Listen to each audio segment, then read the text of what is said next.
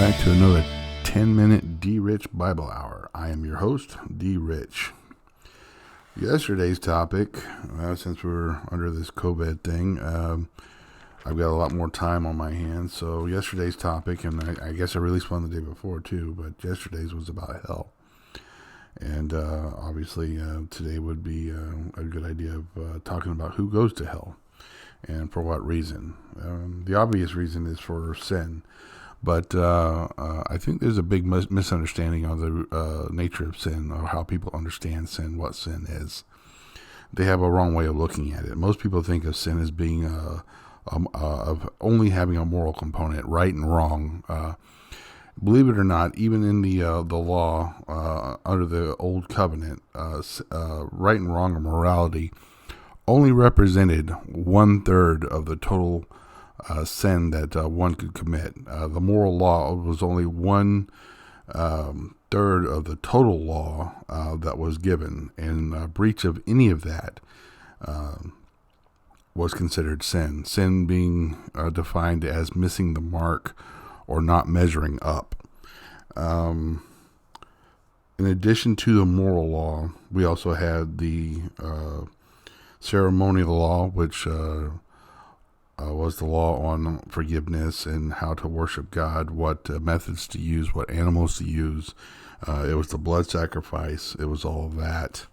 Then we also had the social law, which was, how, to be an Old Testament Jew, more or less, who you could talk to, when to be married, the rights and privileges of, being an Old Testament Jew. That include dietary and all that other stuff. But because sin doesn't have just the one component, I was thinking what would be a better way to try and identify or to understand sin. And I came up with this, seeing how we're all like locked down with this virus thing. Let's say a long time ago, an evil wizard infected everyone with the zombie virus. Now, the zombie virus took a long time before it actually kicked in. Let's say at the age of 40, you had 40 years before you turned into a flesh-eating zombie. Okay, and let's say a good king a long time ago saw this virus and then provided a cure, but you had to be inoculated or you had to be vaccinated by the time you were 40, because at 40, you basically died and then you were resurrected. And with the vaccine, you could be resurrected and retain your personality, your physical appearance, that sort of thing. But if you weren't vaccinated, you basically you died and became the undead.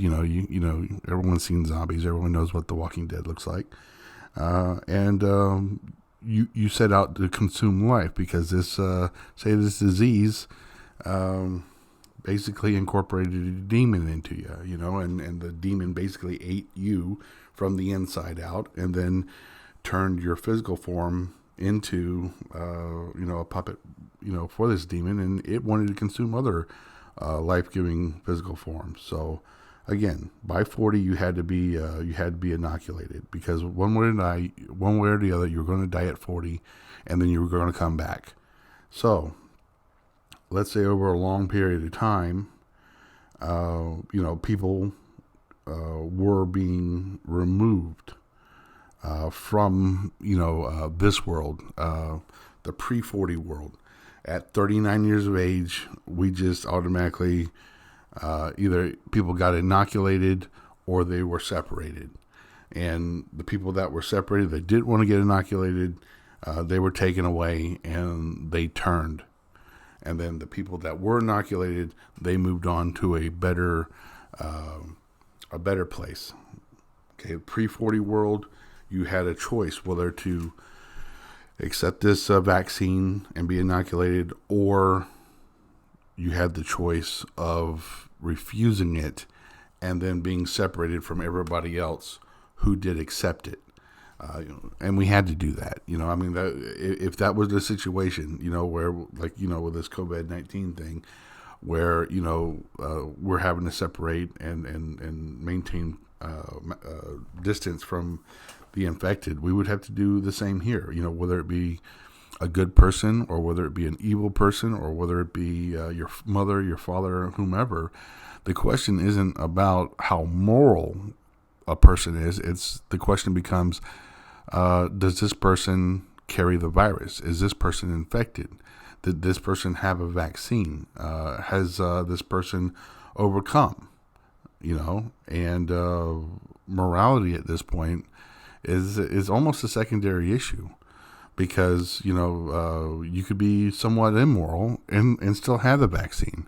The same is true here with Christ. I mean, what I'm speaking about immoral and having the vaccine is like Paul was referring to in Romans 6, 7, and 8, where he laments. He cries out, to God, please take this sin from me. And he continues to sin even though he knows it's wrong. Again, Romans chapter 6, 7, and 8. I mean, it goes into great detail the nature of sin and how it can be forgiven and everything. But the point being is, it's not a morality thing. It's not a right and wrong thing. It's an inoculation thing. It has to do with whether or not you have taken the vaccine. Okay, and that vaccine is atonement when it comes to sin. The sin is the virus. The vaccine is atonement. Christ died in order to provide or to pay for the vaccine. And if you're not vaccinated, it doesn't matter how good you are. It doesn't matter how bad you are. Either you've taken the vaccine or you haven't. That's the bottom line. That's what is being looked at coming into the kingdom of heaven. Not so much, are you a good person? Because again, you could be a good person and decide not to be vaccinated. So morality is a secondary, if that, a secondary concern. I like to amend the thing. I was saying morality is a secondary concern. Morality is a secondary concern when it comes to salvation. Now, once we're saved, there is a judgment on what we were and who we were, and it goes down. Hebrews, I think 4 tells us, our judge or Jesus dissects us down to paper thin slices and judges each and every intention.